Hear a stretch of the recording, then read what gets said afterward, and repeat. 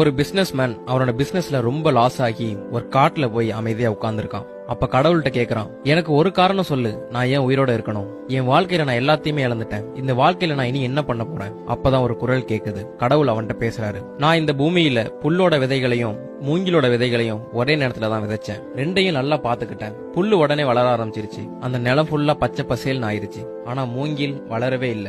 ஒரு சேஞ்சுமே அதுகிட்ட இருந்து தெரியல. ஆனா அதை நான் கேர் பண்றதை நான் நிறுத்தல. புல்ல எப்படி பாத்துக்கிறனோ அதே மாதிரிதான் அந்த மூங்கிலையும் பாத்துக்கிட்டேன். ஒரு வருஷம் ஆச்சு, மூங்கில் வளரல.